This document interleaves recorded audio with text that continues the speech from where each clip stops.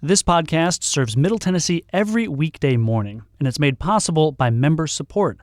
Learn how you can make a difference at wpln.org/support.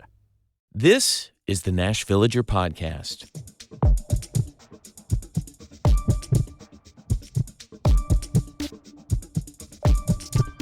It's February 27th, 2026. I'm Blake Farmer, in for Nina Cardona, with this abbreviated edition of our daily podcast.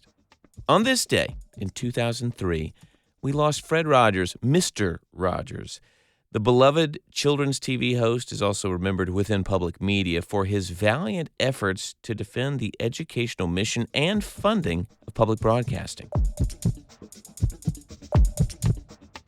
It was 1969 when Mr. Rogers famously convinced Congress to continue funding public broadcasting.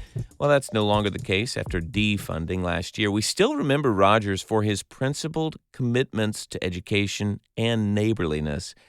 I still feel comforted just remembering his calm start to his show, changing into his indoor shoes as he sat and sang to us.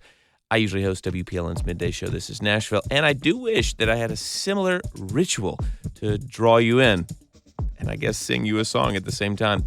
We'll see what I come up with. Coming up in a few minutes, we'll introduce you to a pair of your neighbors in the local band Venus and the Flytraps. That's after the newscast. A federal judge in Nashville yesterday heard arguments on whether to dismiss charges against Kilmar Abrego Garcia. Attorneys for the Maryland man allege that the government's case is retaliation after his wrongful deportation to El Salvador gained national attention. WPLN's Mariana Bacchiao reports. The defense focused their questioning on why the U.S. Justice Department considered a 2.5-year-old traffic stop in Tennessee a top priority. The DOJ did not begin investigating Abrego Garcia until after the U.S. Supreme Court ordered the Trump administration to return him to the U.S. Although state troopers alerted the FBI that Abrego Garcia was potentially transporting people without legal status during that 2022 traffic stop, top officials testified that they only learned of the stop from media reports after his deportation. In court, they said that the high-profile nature of the case made it a top priority within the department. A ruling is expected sometime in early April. Mariana Bacchiao, WPLN News. Senate Speaker Randy McNally will not seek re-election this fall, partly due to health reasons. McNally is a retired pharmacist based outside Knoxville. He's held various roles in the legislature for nearly 5 decades. He first won a state house seat in 1978 and the Senate 9 years later. In 2017, he was chosen by his colleagues to lead the Senate and also become lieutenant governor. At 82 years old, McNally's faced numerous health issues in recent years, including getting a pacemaker and ankle surgery that caused him to miss weeks of session. In his long career, the Republican has been known for working undercover with the FBI to expose political corruption in the 80s. And 3 years ago, he was mocked on Saturday Night Live for commenting on provocative Instagram photos of a young gay man. It's not clear who might succeed McNally as lieutenant governor, but the Nashville scene suggests Franklin Republican Jack Johnson could be a frontrunner. Speaking to reporters yesterday, Johnson said, quote, "There will be plenty of time to talk about that." In the aftermath of Winter Storm Fern's destruction, many city, state, and utility leaders are looking to make changes to ensure that a mass power outage does not happen again. Some Republican leaders in the state legislature are interested in restructuring Nashville Electric Service. One reason is that while NES supplies power to Davidson County and the 6 surrounding counties, there is only representation from Nashville on the utilities board. Nashville Mayor Freddie O'Connell told our Daily Show this week that while he's not likely to change the makeup of the board, he is interested in finding a way to have more regional input. I could absolutely see some way for us to look at a governance process that included some regional participation, right? And so I think it would make a lot of sense for that to be service area rather than, broad county or state appointees, because this is a local municipal utility. That's not something I would probably be looking to change. An NES review of their response will be independently led by 2 law firms. The utilities also promised to improve communications, one of the most criticized aspects of its storm response, and to adopt a more intensive policy for tree trimming. More than a year ago, in the wake of a deadly shooting at Antioch High School, the Metro Council formally asked the police department to review school safety plans. The resolution requested a public report with recommendations for improving building security, staff trainings, and other strategies. It also asked MNPS to outline how it plans to respond. The report has still not been published. Both police and the school district say it's in progress, but the Nashville Banner reports the resolution's sponsor, Councilmember Courtney Johnston, heard from police staff that the study had been completed last summer. She calls the delay, quote, extremely frustrating, says she hopes that when the report's released, it will offer expert recommendations for which families and educators can advocate. Spokesperson for Metro Police says the department met with Metro schools recently and that she believes the report is coming to fruition.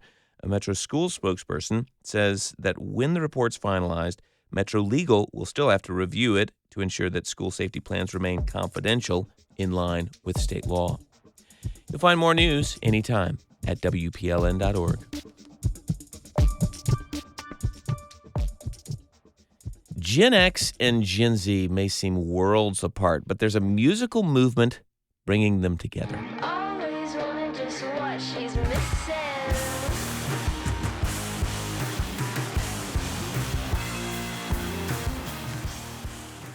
The movement includes WNXP's Nashville Artist of the Month, Venus and the Flytraps. Jason Moon Wilkins asked the duo about their 90s music influences and their role at the forefront of another local band. One of the things that I've been noticing, in our seat, we see all these different bands come through here and on the radio and everything too.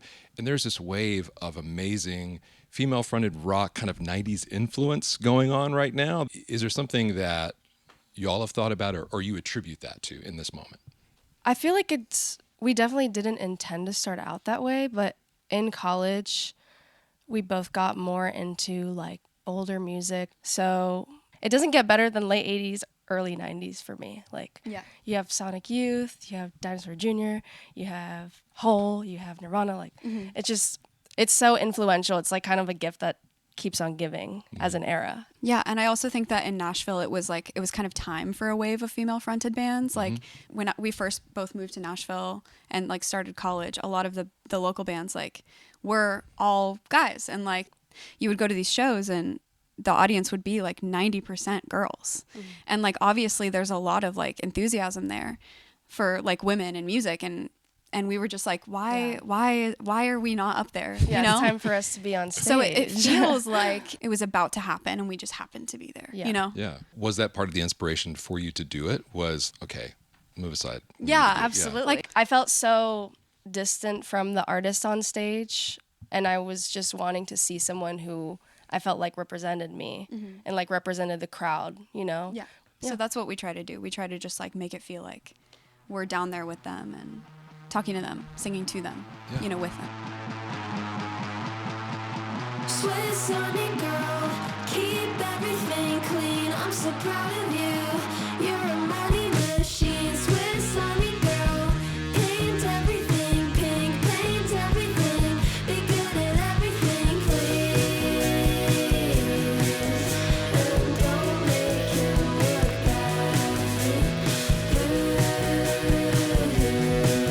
You're making him so sad.